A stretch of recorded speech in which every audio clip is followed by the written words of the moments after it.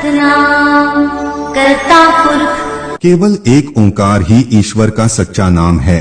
सब कुछ उसी ने बनाया है, वह ही इस ब्रह्मांड का निर्माता है। निर्भव निर्वैर, न वो किसी भाव से बंधा है, न ही उसका किसी से बैर है, अर्थात वह किसी से पक्षपात नहीं करता। अकाल मूरत अजूनी सैभम गुर प्रसाद।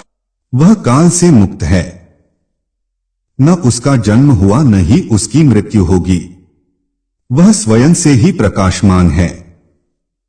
उसका ही प्रकाश गुरु प्रसाद के रूप में हम सब में हर कण में प्रकाशित होता है। आद सच जुगाद सच है भी सच, नानक होसी भी सच। इसी अमर सत्य का जाप करो। युगों युगों से यही सत्य है और नानक जी कहते हैं कि आगे भविष्य में भी यही सत्य रहेगा। सोचे सोच न होवै जे सोची लखवा, लाख बार स्नान करने से भी मन पवित्र नहीं होता। चुपे चुप न होवै जे लाई रहा लिपता, चुप रहने पर भी मन को शांति नहीं मिलती जब तक उस मन के तार बाहरी संसार से जुड़े हैं। भूखया भूख न उतरी जे बनना बुरिया, मन की भूख नहीं मिटती चाहे भौतिक शरीर जितना मर्जी खाना खा ले। सहस्यान पलक होए ता इक ना चले ना, चाहे कोई बहुत सियाना हो, उसे लाख चालाकियां आती हो, लेकिन गुरु प्रसाद को पाने के लिए कोई चाल काम नहीं आती। किव सचियारा होइए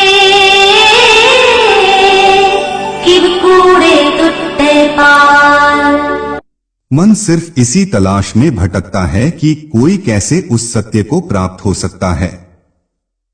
संसार रूपी इस भ्रम और मिथ्या की दीवार को कैसे तोड़ा जा सकता है। हुक्म रजाई चलना नानक लिखिया ना,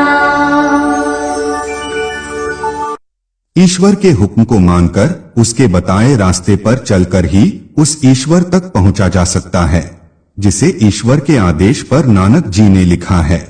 कीरत करो, सेवा भाव और ईमानदारी से कर्म करो, नाम जपो, जितना हो सके उस ईश्वर का नाम जपो, अपना ध्यान ईश्वर में लगाओ, वंद छको, जो आपको प्राप्त हुआ है उसे ईश्वर का प्रसाद मानकर ग्रहण करो और दूसरों के साथ भी बांटो।